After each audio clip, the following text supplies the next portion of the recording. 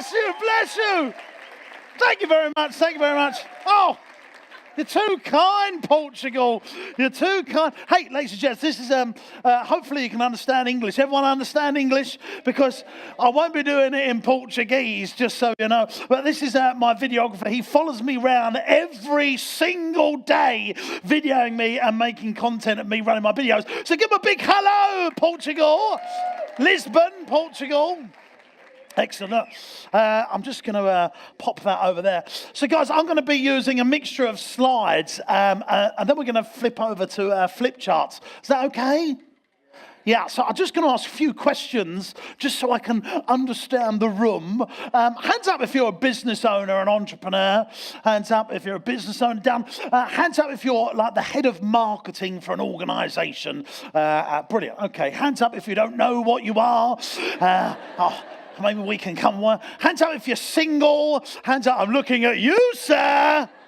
Jokey, jokey. I'm not like that. I was, but I'm not anymore, right? So hopefully you're understanding my jokes in English. I'm very, very impressed. We're very ignorant as a country. We want to be out of the European thing. Sorry about that. I mean, what's going to happen? Am I going to be allowed to travel here next year? I'm not sure. But yeah, thanks very much for coming. Yeah, we don't learn any other languages. We just expect everyone to understand English. So I thank you for that. But we do have some good things. I'll let you know when I know what they are.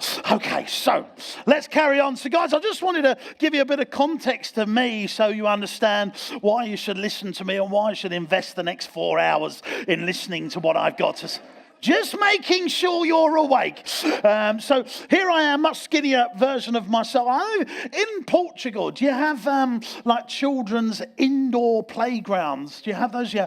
So I own the biggest chain of those in the country. But before I did that, I started off as a children's magician, going around doing kids' parties around London. Oh, fascinating thing. I was thinking about London compared to Portugal and how lucky I was in my business to start around London, because we got about 9 million people that live in London, which is tiny space compared to, you got 11 million in your whole country. We got 65 million people in the United Kingdom. One of my big things, I think, for business success is making sure you've got a big enough audience. You can actually run a really rubbish business if you've got enough hungry people around you. And I think what's really opened the doors for us in the last 10 years is this birth of this thing called the internet, where you can be in Portugal, where a country of only 11 million people, you can be in a country of only 1 million people, but if you really know how to use the internet and leverage off of that, you've got an audience of 7 billion. And I think that is such an opportunity for the right-minded people. And I learned that as the time's gone on. Originally, it was what we call in the UK, we call it a bricks and mortar business. Does that? So we was a location-based business, and we serviced our local towns. We grew this up quite a bit. Let's see. Oh, there we go. So that was me in my little van, and I used to go around and do all my magic tricks. And I didn't have any employees. And this is basically how I learned my craft of entrepreneurship. So I left home when I was 16 and I went out and done this. Give you some idea, when I was about 17, 18 years old, I was earning about £1,500, so maybe 2,000 euros. No, not anymore, about 1,500 euros a week doing kids' parties. And I saved all that money up and started investing it in property. Then I opened these chain of indoor play centres. I opened a chain of laser arenas. And then in the UK, a big part of the UK business economy is most mums have to work in the UK now, and that's changed over the last 10 years. So lots of mums have gone back to work, and we've had a massive increase in what's called full-time childcare for 1, 2, 3 and 4-year-olds. So I built a chain of day nurseries. Then I wanted to really get into a scale business. So I make teddy bears, which the children make themselves. It's like a Build-A-Bear. Do you have Build-A-Bear in Portugal? No. Okay. So basically you make your own teddy bears because it's cheaper for me. No, I'm joking. But it's like a concept that we've created. We make about 1 million teddy bears every 2 years. So it's quite a big business now. And then this is a big farm park, a children's adventure park. So I think it's a British thing really to go and spend a day at a farm, but people like it. Then this, ladies and gents, is a outdoor outdoor water park. Guess what country I built an outdoor water park in? England. I should have built it in Portugal, in Algarve, or in Spain, but no, I chose to build it in the United Kingdom, but we sort of turned that round. Basically, what I've done is bought failing businesses and turned them round and turned them into profitable enterprises. This was a failing business. It was losing about £300,000 a year, and me and my team, we went in and sorted it out. And then I started an organisation called the Entrepreneurs Network because I just love helping entrepreneurs. I love teaching entrepreneurs and helping them soar to success. So I created a Facebook page called Entrepreneurs Network, and I just started giving advice away. I wrote a couple of books. I wrote this book called The Millionaire Clown, and I wrote another book called The Experience Business. I'm just going to have some water. Do you mind? Thank you. But there's a what, madam? 07904 142 319. I mean, it's very formal. It's asking for my number. I've only been up here a few minutes. Oh dear, thank you very much. That's disgusting. Okay, so I wrote these two books, and the second book, The Experience Business, is how companies like Disney manage to deliver great customer service and the tips and tricks that they use to do that. So that's what I've done, and now we're going to learn some good stuff about how we can build influence on an audience around us, and the marketing that I use in those businesses. Sound good? Good. Now, first of all, underneath someone's chair, I put a gold envelope. I can't remember where it is. If you just stand up and see if you can find the gold envelope. And if that's yours, just stand up and just shout it. So you might have to stand up and have a look. It's under someone's chair. It's a gold envelope. Only joking, only joking. Okay, so... Oh, it's funny, isn't it? Look at it. You've gone off me now, haven't you, love, eh? Okay. Oh, dear. Oh dear. We're going to be using technology. It's called the Flip Chart 2000, ladies and gents. Actually, there we go. Right. Oh, don't forget, guys, if you're on YouTube, you can follow my YouTube channel. I've got 300 edited videos. Check it out on YouTube. It's James Sinclair. So please find out, and you'll really enjoy that. So do that. Right, let's carry on with the content, and let's learn some good stuff.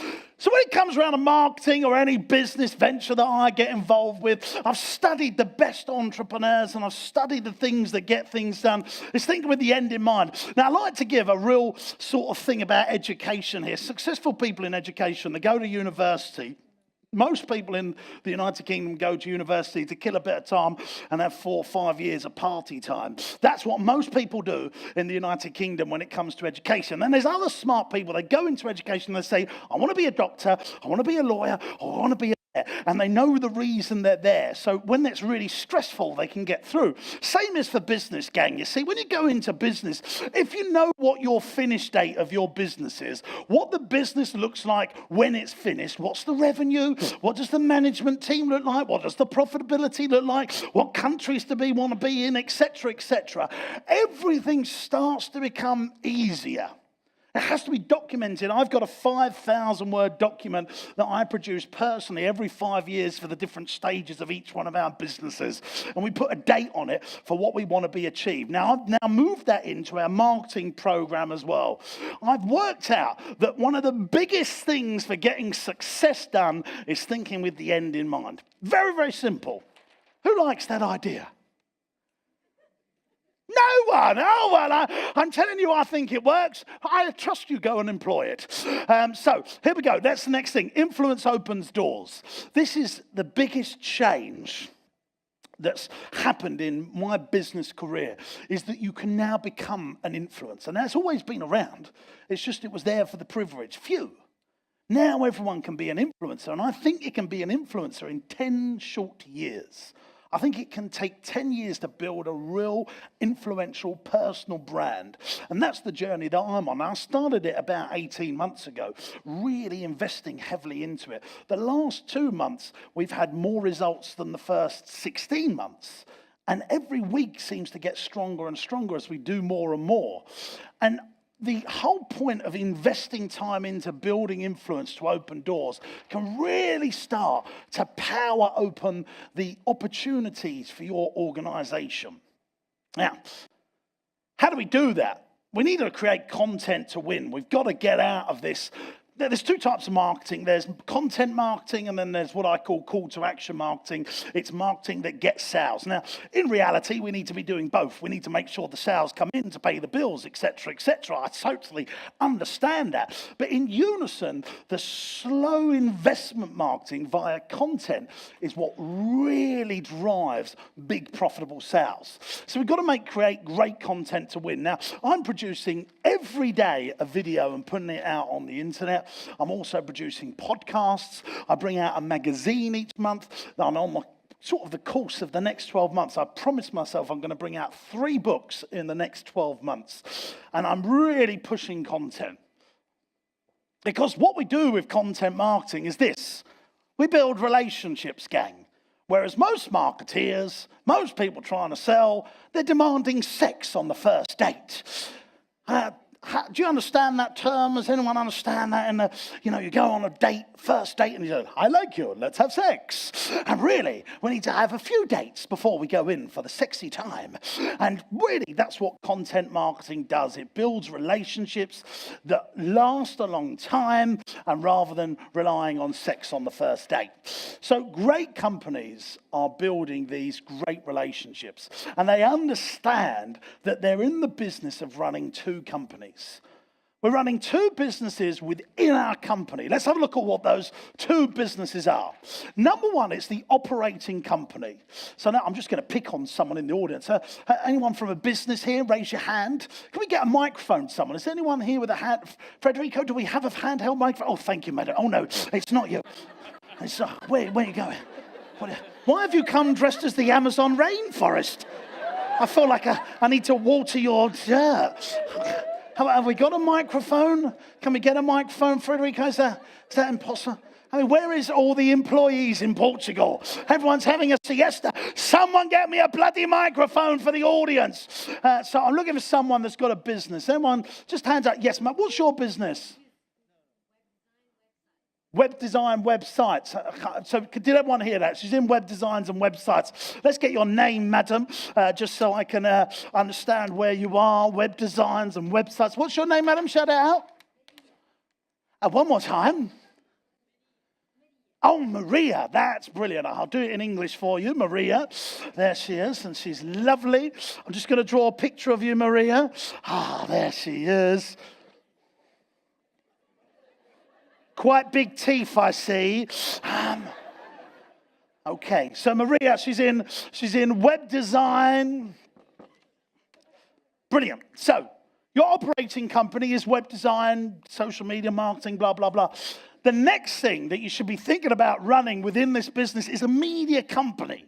Media company. Now, we're going to come back to Maria because I want to give you an example of a company that does this so well. It begins with D and ends in Disney. Do you have them in here, Portugal? Do you have Disney? Yeah, I'm sure. I don't know if you've heard of them. I mean, they own a few things now, Marvel, Star Wars. Basically, they own entertainment around the world now. So this company is an operating company and a media company in unison. So, for example, we run theme parks. Disney World, Disney Europe, Disney, all the things over there. So we run theme parks, we sell toys, all the things there. They're a proper operating company. Cruise ships, cruise ships.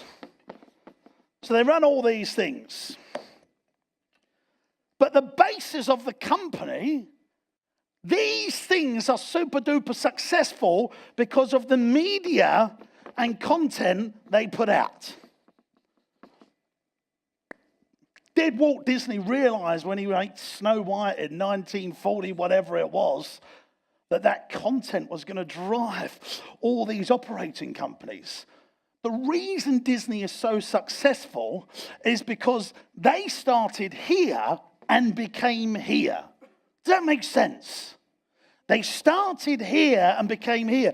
What do most businesses do is they start here and don't even think that this is possible.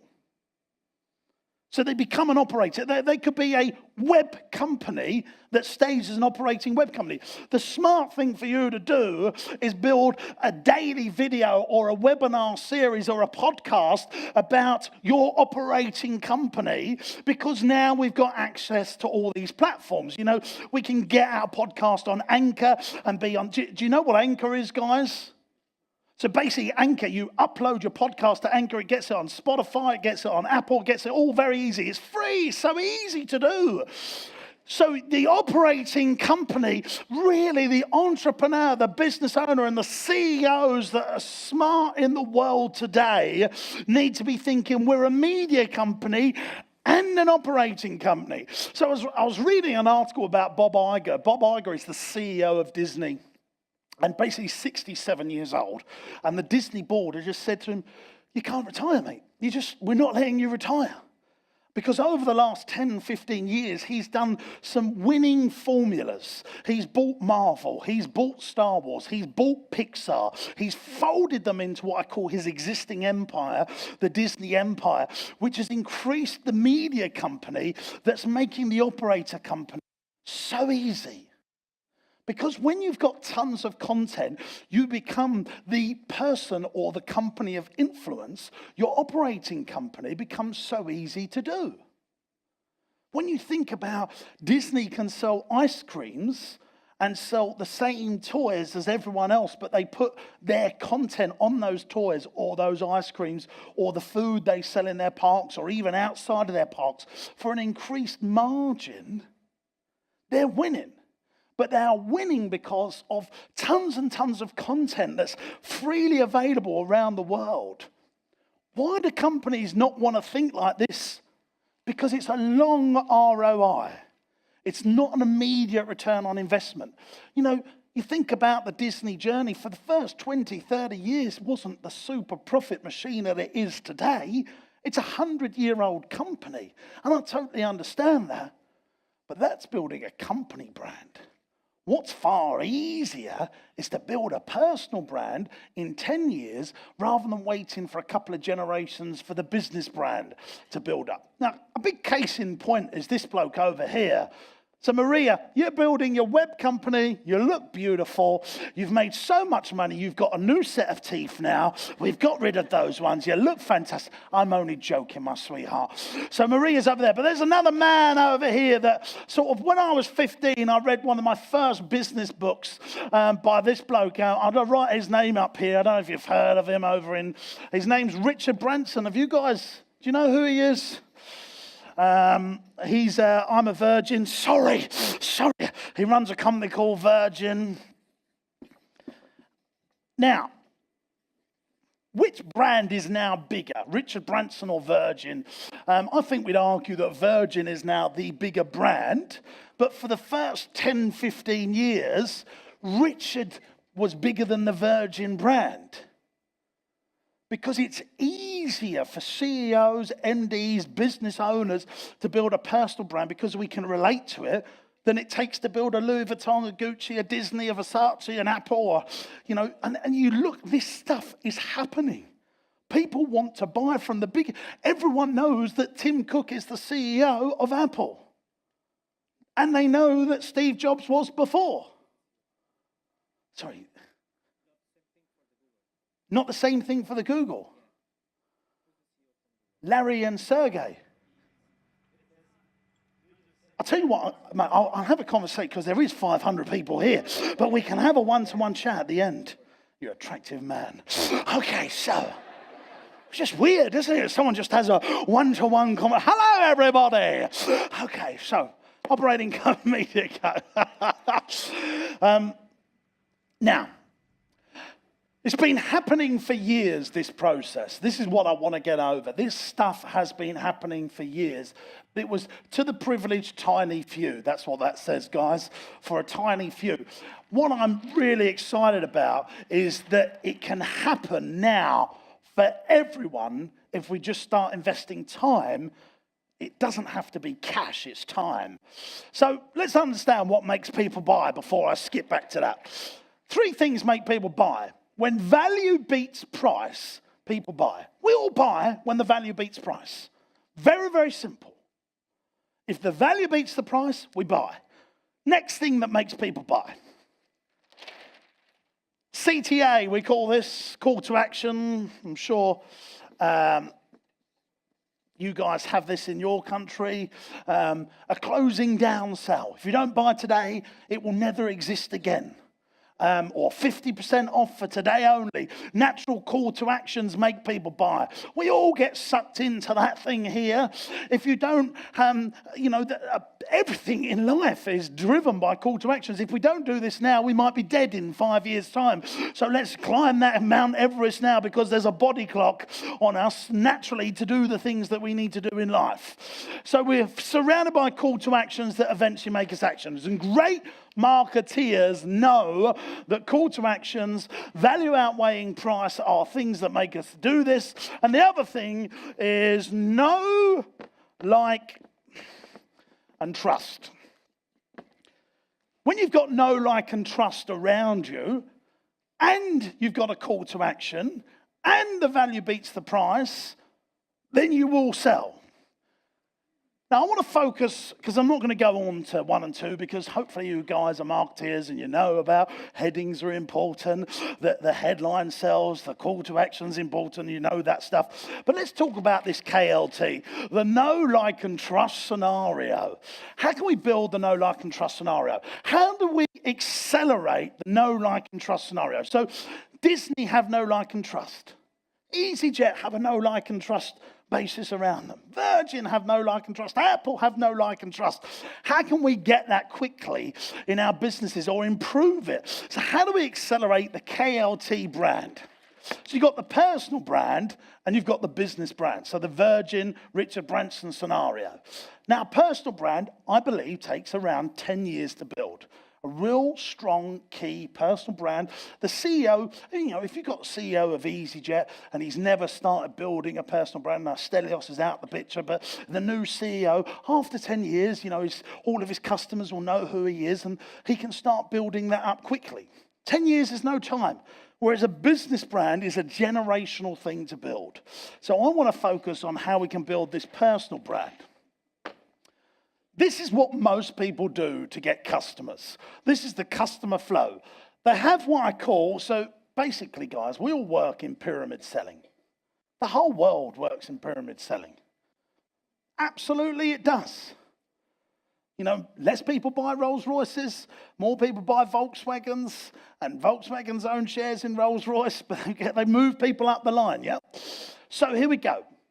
The first thing we do to get customers is we do what we call shopper for offer. We offer offers out and turn those shoppers to buy those offers so they become customers. This is the basic premise of getting your customers. Offers make people buy. So you've turned your shoppers that have bought one of your offers into a customer. Seems very simple so far, doesn't it, gang? Those people hopefully like what you do, that they become an advocate of your business. Everyone understand the advocate word? Is that similar in Portuguese? Yeah, so they're more than a customer, but they're not quite a fan. They're more, so if someone asks them, hey, have you flown on EasyJet? Yeah, I've flown on EasyJet, it was really good. Thank you very much, off you go. So that's an advocate. When asked, you're happy to give a testimonial. Now, the problem with this, what most do, is customers can be very quickly offered another shopper for offer situation. So an EasyJet customer could be both a Ryanair customer and an EasyJet customer. Whereas a Rolls-Royce customer is a Rolls-Royce customer. The higher the brand value goes, the more loyalty there is. A football fan of a particular football team doesn't say, oh, I now support Manchester United. They don't go into these other clubs. They stick with their club. When it comes to what most people do, though, the customer is fickle. Do you understand? Is that a word in Portuguese? The customer is fickle. So I like you, but I also like her. And I can't decide which one I like. And I just go, you Monday and you Tuesday, madam. You Wednesday, and I can't decide where I want to be. That's why relationships are important. So we've got the advocate. And it's really important over time that we move the advocates to feel like members of our business. Now, this is a very, very, very smart thing to do. The second that you can build your business to be a membership business, the faster you're going to build value in your organization. So, do you have Costco in Portugal? So Costco is in London and it's in America. It's a wholesaler business that anyone can go to, really. But you have to buy a membership card to go in there. And they sell everything cheap. But everyone is very loyal to Costco when it's a commodity business. And you're loyal because you feel like you're in the club. You feel like you're a member of Costco. It's like a religion. It's like a church. You feel like you're in the club. Like a really good private school or a really good university.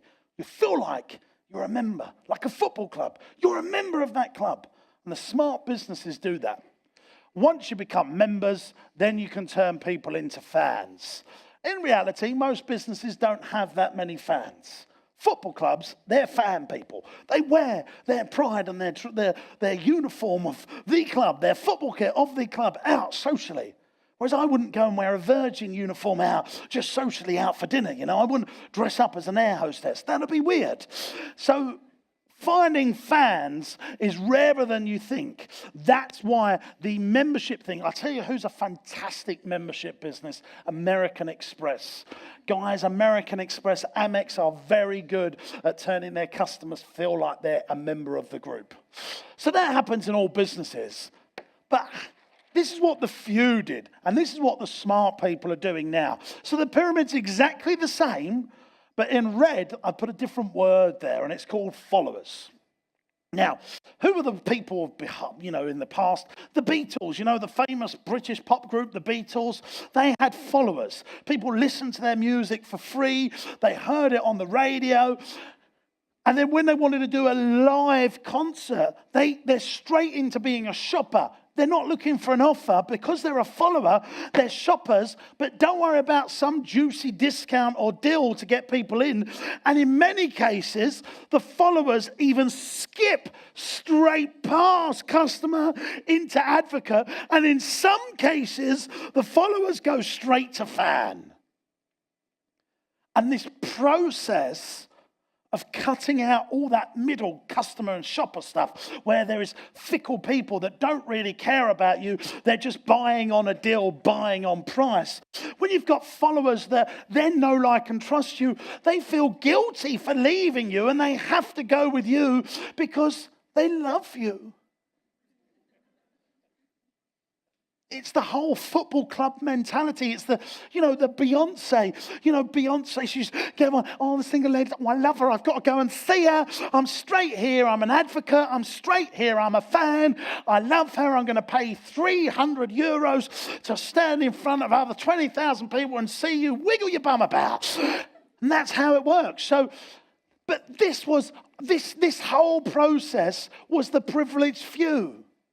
Because you didn't have access to the platforms. You had a few TV channels. You had to sell out arena stadiums. Now, you've got Linky Dink, you've got Twitbook, you've got all the tube views. You can get on those platforms and start building your followers. And that's the massive big opportunity of today. So how do we do this? How do we actually get our followers? You need a back catalogue. That's one of the things that you need. Because like Beyonce's got all of her music. And that back catalogue of consistency builds brand. There's a magic in making a start, gang. And most people go, well, this is just too big a job. But you can start with tweets every day. Finding 40 seconds to write a really good crafted tweet is the first stage of consistency. That's consistently doing it is the way to do it, because that's what a media company does. Do you have any big soaps in Portugal? So we have some big soaps in the United Kingdom, or we have something called the X Factor. Do you have we have Britain's Got Talent. I'm sure. Do you have Portuguese Got Talent? Do you have that? We had. What happened to it? Oh, just forget I said that, because it won't go with my argument very well. But we have Britain's Got Talent. It comes out every year. It's the consistency of the content, the soaps that get people brought in. It's the consistency of the content. Now, here's the good news. Because most people can't be bothered to consistently put out content, that's why you'll win. Because human beings are lazy. Only the very few will keep doing it. And they'll keep doing it for 2 years and have no one watching. I was making a video every single day. I had him following me around with a video every single day. We get 4 views. Me nan 4 times. Grandmama, thank you very much. 1, 2, 3. And then granddad, my way. And I was doing it and I was getting nowhere. 12 months in, I had like 300 subscribers on YouTube. I had this huge business that employed 400 people that was turning millions of pounds a year. My ego was out here. I started making daily videos. No one was watching it. Just me. Just bloody me. But that makes it high barrier to entry. I love high barrier to entry stuff. So high barrier to entry is, saying I'm going to open a 500-bedroom hotel. Not everyone can do that. It's a high barrier to entry business. But when you do it, you've got a real chance of making money, because not other people can compete with you. What I love about this whole thing is if you consistently do content, you will win if you keep doing it, because most people will give up. They won't do it. They just will not do it. And people go, oh, I haven't got time. This bloke is doing tweets and videos and all this stuff all the time, and I guarantee he's busier than you. This other bloke called Elon Musk, he is on the social media, personal brand stuff all the time. Stevie Jobs, they're running multi-international companies when they were alive in the last case, and they were doing it and they found the time. See, that excuse isn't there. And most of us will walk out of here and go, yes, I'm going to start doing this. But the consistency won't be there, and therefore you won't win. It's the people that do it and build a back catalogue. When I say a back catalogue, is when someone does discover you, they've got so much content they can carry on listening. So the new person that discovers Beyonce and goes, this is fantastic, I love this song, they can go and listen to another 200 songs. And that back catalogue sort of improves the brand. So like the first 1 or 2 videos, and everything's like that. You've watched Toy Story 1, and there's now another 3 Toy Stories, and then there's all the other Disney films. That back catalogue builds the brand very, very quickly. So it's really important that there's a back catalogue. So influence comes in these ways. And all of these things push each other. So for me, it was writing a book first of all. Then it was into videos. Then I started writing articles on LinkedIn and anywhere I could get my articles. In newspapers, still doing newspapers. Then I started speaking like this stuff here. And I believe speaking on stage is a fantastic way of growing influence. We've got another 6 hours to go, but we're going to be sharing some really lovely time together here today. And that will help build that relationship. So all this stuff gets you influenced by doing good speaking gigs and then building a podcast. I think sound is really important. Who's an active listener of podcasts in the room? You just see that grow and grow and grow in the next 5 years, because cars, the new modern cars that are coming out, they've all got the podcast button on them now, so the access is getting easier and easier. Sound is getting more and more popular. Audiobooks, you've got to make sure that you're investing time in building sound as well. So, what do we do to build our followers, if you like? We have a mixture of long form and short form content. And I think this is really, really important. Short form and long form content, which again, Disney do. You've got the Disney Channel for the 20-minute, 15-minute short shows, then the music, which is short-form content. You're listening to the music on the radio. Then you go and watch the films, which is long-form content. There's a big mix of content. Success leaves clues, you know. So we want long-form and short-form content. Let's spend a bit of time discussing that. I think I've got it here. So long form, short form. I'm just going to get this red pen over here. So what we will do is we're recording this keynote today, which is, it's going to be about 3 hours long. So that's a real long form content video. We'll upload that one to YouTube. So we'll put a full keynote on YouTube. Because I want to leverage my time. So this will go on there. Now, what we'll then do is we'll get this keynote and we'll take out maybe 15 short videos from it that last a minute. So we'll have mini videos that we get out of the long form content.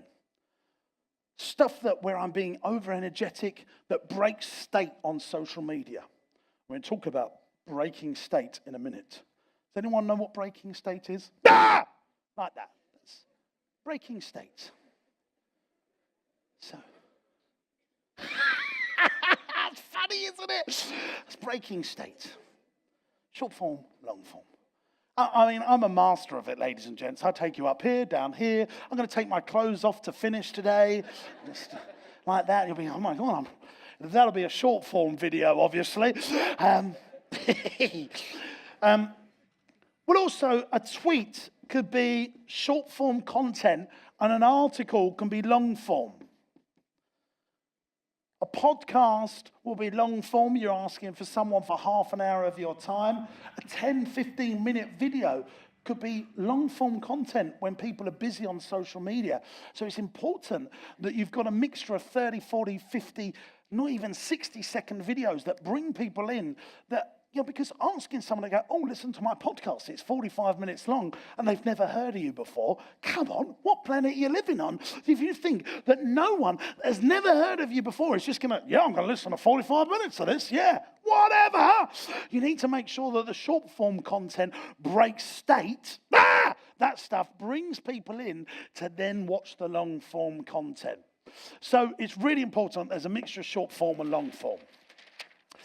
This is very, very important, that we have a mixture as soon as we can, that we build joint ventures and collaborations. So if you know anyone that's building, you should be on podcasts all the time. If you're a CEO of a company, go and find the most popular podcast ever, and you can bring people in and love you. One of the people that has done, so Phil Knight wrote a book called Shoe Dog. Has anyone read Shoe Dog in this room? So basically it's about the creator, the guy that started Nike. It's a fabulous, fabulous business book. And it really goes through the pains and sufferings of building Nike to the company that it is today and how tough it was for them to build that up. After reading that book, I become a Nike super fan. I become a Nike super fan. Oh, sorry.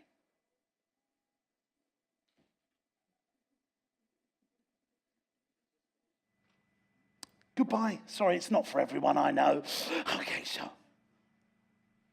I become a Nike super fan. Okay, so we got to joint venture and collaborate with people that are bigger than us so that we can leverage off of their audience. Very, very important. Right, let's quickly just go back a few because I missed a few things out and I don't want to do that. So it's a mixture of long form, short form. Now, here's the thing about building personal brand. I want to be absolutely honest with you. A base talent and a want to do it is essential. If you are boring on camera, hello, this is my podcast. This is my video. I'm going to be talking about web marketing today. And we're going to go through why headings are so important. These fonts are my favorite.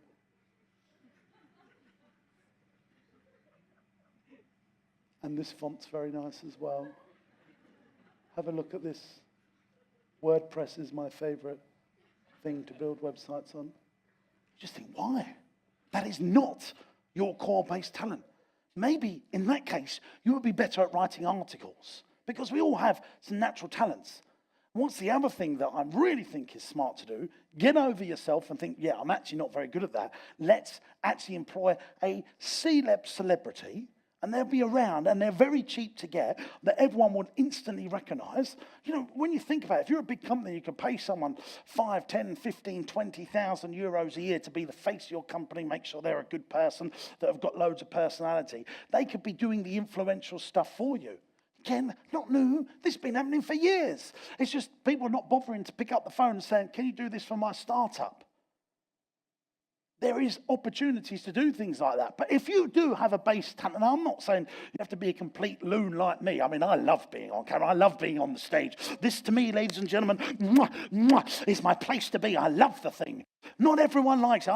You know, some people have a fear of being on here. I have a fear of not being on here. That's the real case for me. So if you've got a base talent, you've got to use it. And if you haven't, then see if you're really good. And don't just ask your family. Ask someone that's really critical and say, am I any good at this? And if they say, no, you're a bit naff, then don't do it. But find someone that is good that can collaborate with you. So base talent is essential, because I don't want to see people spending hours and hours and days doing stuff and they're just shit. Sorry, that's a swear word there. How do we grow our audience? That was the joint ventures and the collaborations. This is very, very important. And here's the thing that I massively believe, and this is my little punt to entrepreneurs and business owners and entrepreneurs and leaders. Don't be scared of still doing stuff face to face. You know, I've got a very big company now. We employ a lot of people. We're over different locations. And whenever possible, I would always choose to have a cup of tea with someone, or a cup of coffee in this country with someone, and a face-to-face meeting to really cement and build a relationship. Just sending someone a direct message on Instagram or Facebook, or that might work. My direct message is, hey, can we meet for a cup of coffee on me? Or I'll take you out for dinner. I have formed the best relationships and the best business deals by still believing in face-to-face stuff. It's just my personal opinion. So many people want to do everything at speed and they want to just get things over the line, but I believe in still face-to-face relationships, and that's just something that, you know, for a man that's doing so much socially, so much digitally, I still prefer doing face-to-face relationships. And if I can't do that, I still pick up the phone and say, hello, let's have a conversation. So the big thing that I want to leave you with is, remember that all marketeers break state. So when I come on stage, I do some funny stuff. I don't go straight into content. I want you to know that I'm a bit weird. I want you to know that I'm a bit unusual when everyone else before me has been usual. Not being horrible. I know I'm unusual. I leverage off of that unusualness, that weirdness, that, oh my God, he chatted me up. I'm not even gay. I just thought it'd be funny and get people, what's going on here? You know, I break state, and that's my thing for marketing. I want to break state so that you just think, oh my word, and then you listen. Then I bring you in, and then you listen. I take you on a tonality roller coaster. I bring my body down here. Why has he just gone down there? That's a bit weird. I kiss the stage. I bring things in to bring you back in, because it's boring listening to stuff. And we're only like halfway through. We've got another couple of hours to go. So lastly, great Martin breaks states. And that they do this, is that's how you get attention. You know, I'm a man that, you know, I've got a lot of property. I've got a lot of assets. I love assets and property. And I'm starting to think now, is attention, is people's eyeballs the biggest asset that we can own now? And that is changing all the time. And so I'm looking at all of our properties and all the physical assets that we've got. And I'm thinking, in 10 years' time, is my personal brand, this thing that I'm building now, going to be worth more than all of that? And I think that is the world that we're coming into. And the great news is, it doesn't really cost anything. It's just time, effort, and consistency of building that personal brand. And if you do it every day, within 10 years, it's nothing.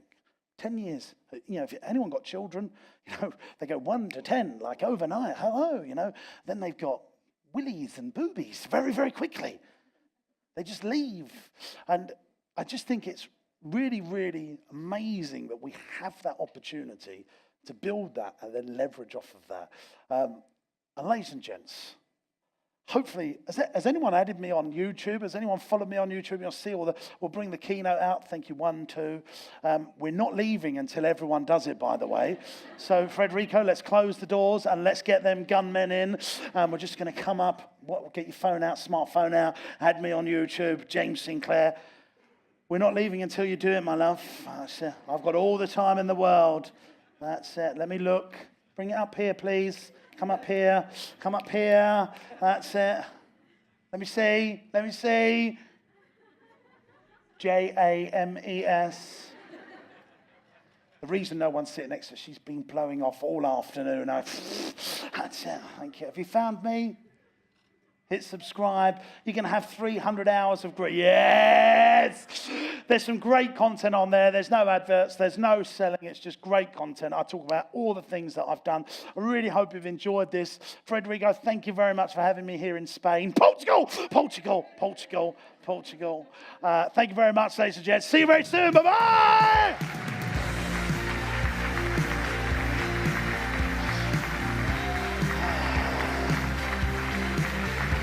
Going to stay here. Thank you so much. Thank you.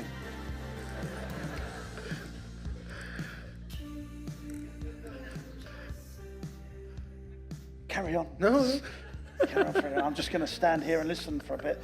Got a good view here. Do you mind the audience making some questions to you? I don't want to do questions. Oh, okay. No, I'm only joking. Come on, yeah, let's do some questions. Alguém quer fazer uma questão? She didn't like it, see. Anyone want to ask a question before I go? Yes, sir. Okay. Espera. We got a mic for. Oh, yeah. I didn't get one of those, did I? I asked for one of those. I didn't get one. Hello, James. Hello. I'm João. What are you saying? Your name? João. João. Like John, but in Portuguese you say João is more have more sex name. appeal, you know. Yeah. So, as an entrepreneur, what you share with us your moment that you thought that you were lost and how you solve it. It happens all the time. I know, but say one. I feel like sometimes I feel like being an entrepreneur is like having bipolar. Do you know what bipolar is? I'm naturally a happy, positive person, but I have a payroll sometimes of €500,000 a month. I've got to find €500,000 every single month just to service my team. We're a business that's so affected by the weather. So when it rains, or if it's too sunny, or if it snows, our income just turns off. And managing that stuff has really, sent me up and down over the years. So I've worked hard to build more consistency of income. I'm not going to go through how I've done that now, but I think what I do is I think one of the greatest skills an entrepreneur's got to have is unbelievable amounts of optimism and be able to sort stressful situations out really quickly. So here's a tip for you. In life, when things get really tough, usually within 2 weeks, it's sorted out. Does that make sense? So you crash your car, disaster. But within 2 weeks, you've forgotten about it, it's all sorted out. Something really tough happens in life, but within 2 weeks, it's sorted it out. What we do as human beings is we seem to put ourselves through unnecessary amount of stress for a few days, but then in 2 weeks we've forgotten about it and we've just moved on. And the skill is to be able to be only down for a few hours or a day and not let it linger, because usually most things are sorted out within a fortnight, and that is true. So why can't we? But that's practice, because the older you get, the more things you deal with, the better you get through. I hope that answers your question. But don't get me wrong, I still have bad days and still have big stressful stuff to deal with all the time. Yeah, but can I keep on? Yeah. But I was asking because I'm an entrepreneur, businessman, what you want to say. But and sometimes in our life we have moments that we eat shit every day. You know what? Yeah. And I think that the most thing that we can get and is a person that help us solving these problems. Yeah, And I thought that we cannot do everything alone without have any support, and sometimes can be your team, your girlfriend, or other person. So my family have had, I don't ask them for any business advice. My personal opinion is with family and friends, your uncle is Warren Buffett, or your uncle is Richard Branson or Elon Musk, ask them for advice. Take their advice aplenty. But if your person that you're going to for support has never been super successful, has never been a business person, then you mustn't go to them for counsel or any help. You need to make sure the people that you go to for advice are really successful, more than successful with you. So I've never had one mentor, but I've had lots of great friends that are older than me that are super successful people. My view is on most really successful people is they will help, and they won't charge just because they like seeing other people run up the ladder. So yeah, I've got loads of friends and friends, not family, that are successful people that I've built a network around me that I do ask their advice. Okay. And the last one, to create engagement with You're going to have a shave in a minute, aren't you? Yeah, go on. I live in Reading. Can we, in England? Yeah. Can we book a cup of tea there? Yeah? I like tea, so not coffee. Got me there, haven't you? Yes, of course. Yeah? Okay. Yeah. Yeah, well, if you message me on LinkedIn or YouTube, we'll sort that out. I will. That's brilliant. And subscribe on YouTube. Yeah, are you single? No, I'm married, man. Sorry, no. You two up because I wanted to bring you together. So, thank you very much. Give me a round of applause. Good questions there. Brilliant. Anyone else? Hello? They turned it off. Are we going to turn his mic back on, team? The one? Turn on? No? Okay. Oh, I'm back. There we go. Hi, James. Hello, mate. As you stated, creating content. What's your name, sir? Pedro. I love that name, Pedro. It's a bit Spanish. Yeah. As you stated, creating content is a high barrier of entry for pretty much everyone, especially when we live in an age of content noise and overload. Yeah. Well, what would you like to say for a normal person to just get started? Yeah, for sure. I mean, we now have to care about sound, imagery, people like you who have 300 pieces of content of high quality, and all the other blokes that just do shit. Yeah, so here's the thing, right? It's the consistency, not the quality of the content that's really important. So someone could bring out a really good high quality video, but only bring out one. But 20 selfie videos giving real meaningful stuff beats the one good quality content video. So I started out doing selfie videos, going around my business saying, oh yeah, here we are today, da-da-da-da-da, and I built it up slowly like that. He didn't come in until like a year in, so I didn't get a videographer following me around until a year in. So, and it doesn't have to just be video stuff. Putting out really good, thoughtful tweets, because that's good short form stuff. And then you can sort of take a screenshot of your tweet and put it onto LinkedIn and put it. So I do that now. Now I'm a Twitter rookie, really. I've only been on Twitter about 10 days, but because my team was saying, look, you got to get on Twitter. I'm like, oh, not another bloody thing to do. But so follow me on Twitter. It's _James Sinclair 85. Just getting plug there. But I think you could do good quality tweets every day. What's stopping you from doing that? You could be master Twitter and then move on. Well, tweeting, I'm on second place, so Good. I think I got a good start. Yeah, good. The thing is just differentiating. But is that tweeting about this thing here or your thoughts? Both. Good, because that's really what we're trying to do here is we don't want to be the sheep commenting on someone else. We want to be our thoughts going out there so that people can start following our tweets. That's really important. So then, guys, is LinkedIn in the UK has hugely grown over the last 12 months. It's really easy to build an audience on LinkedIn and put your stuff out there. I've got 30,000 followers on LinkedIn, and I've done that very, very quickly. And I put some really good stuff on there. So So I really strongly believe if you're in the business space, I mean, obviously it's not great for some space, but if you're in the business entrepreneurship, especially anything B2B, it's not just for recruitment now. LinkedIn's got a wall, it's far more sociable. So, really try LinkedIn as well. Oh, yeah, thank you. Thank you. But don't say, this is the worst thing, right? I'm just going to quickly do this, right? This is one of the things, right? I'm just going to quickly do this. This is a tree. We have a phrase called low-hanging fruits and high-hanging fruits. Over here, your tweet is a low-hanging fruit, a consistent tweet. And up here is a really good edited video, this high-hanging fruit. What lots of people do is they go, I need to be up here, and I'm not going to bother with this stuff up here, so I'll never make a start. It's really important that your fruit picking is down here first of all, and then you build up, and then you get to here, but you still do the low-hanging and the high-hanging fruits. Same with any successful business person. I was doing this talk the other day. Elon Musk wants to build a colony on Mars and fly out to space. But first of all, he built a computer game. Then he did PayPal. Then he did electric cars. There's a step process. He didn't say, when he was 21, I'm not going to do anything until I can build my colony on Mars. Now, I know this is a completely downscaled version, but, you can do selfie videos here and build yourself up when it becomes more affordable. I still do stuff. I still do videos like that, even now. Give me a round of applause. These are good questions. Right. It's a good question. It's a good question. We have one last question. Okay. Hello?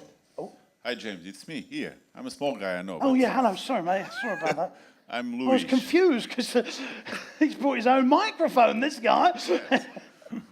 I have a lot of things to ask you for. We need another 3 hours probably. Okay. But you are okay with that? 20,000 euros Okay. an hour? Now, one thing, because personal brand and business brand, but Yep. what I understood from your side, it's personal brand, it's what you are focusing and we are advising us. Back to the tree, though. Let me just tell you this. Back to the tree. Personal brand is here. Business brand is here. So let's look at Walt Disney. Walt Disney brought out a TV show. That then built the Disney brand. Richard Branson, then the Virgin brand. It's easier to build a personal brand. Having a business brand and owning a brand like Gucci, Louis Vuitton, Apple, EasyJet are really good. But you look at the EasyJet thing, Stelios, does everyone know who Stelios is in Portugal? He started and he built a personal brand back in the 90s that leveraged him to then build the EasyJet brand. So I'm just saying building a personal brand is easier than building a Disney. That's what. Building the personal brand should help to. Absolutely, it does. Yes, absolutely. Okay. Just another question: what is the book you are reading now? Are you reading a book? Yeah, now? I'm reading a book by a guy called Dan Kennedy. Do you know who Dan Kennedy is? Dan Kennedy is one of the oldest marketeers in America. He's got about 20 books. They're called I'm going to swear I don't mean to because that's actually what they're called. They're called No Bullshit Sales and Marketing, No Bullshit Marketing to the Affluent. So I'm reading his book about sales at the moment. He looks like a cowboy. He's from America. He used to work for a guy called Jim Rohn. Does anyone know who Jim Rohn is? Tony Robbins. Does anyone know who Tony Robbins is? Yeah. Basically, if you go back, you'll see that this guy called Jim Rohn, who's dead now, Jim Rohn. There's some great videos of him on YouTube. They all work for this guy called Jim Rohn, including Tony Robbins. That's the next book I'm going to read. It's called The 7 Habits or 7 Wealth Habits of Successful People. So Jim Rohn is the next one for me. Okay. And when you, sorry, just the last one. The last one. No, When you write your books, do you do the full job or do you have someone to? So up to now, I've done them all myself, but there's a quick way of writing a book. Who wants to write a book? Does everyone have an aspiration of doing that? Writing a book is a fantastic thing to do. A couple of reasons. Number one, it builds personal brand. If you employ people when you write a book, you will attract great talent to come work for your company. I think if you talk to Richard Branson, how many great talented people have come to work for him because they understand him, because they've read his books. Steve Jobs, same thing, putting great content out all the time also is a great recruitment tool to get superstars to come and work for your organization. So if you're a CEO of a big company and you're putting regular content out, you're going to attract the superstars to come and work for you, whatever size of business you are. And I think that's what books do really well. To write a book quickly, stop thinking you're writing a book, thinking you're preparing a keynote presentation. So a good keynote presentation, you come in, you do an introduction of yourself, like I've done. Pictures of me, blah, blah, this is what I'm all about. Then I have done, sorry, Federico, over here, I've put headings, very, very basic headings. I do my presentations on Flipchart, basic, because I can't bother to do all that sort of stuff, and it always goes wrong and problems like that. So end in mind. Chapter 1, end in mind. Chapter 2, influence opens doors, talk about it. Chapter 3, and I've created all the chapters, and then very quickly, you've created a book. Now, when you're writing a book like Harry Potter, that gets very, very complicated. And that's like, you know, you've got to create characters and all this stuff. But when you're writing a book about what you know, to remove all the stress, just write a keynote presentation. Then you can go and get a book writer, a copywriter to help you turn that book into, that presentation into a book. There's a company in the UK that I can recommend that will help you do that. Thank you. Thank you. Uma salva de palmas para James. Thank you, James, so much. Thank you. Thank Cheers, you for your guys. time. Thank you. Thank you. Thank you, Thank you. Frederick. Thank you. Very kind of you. Thank you.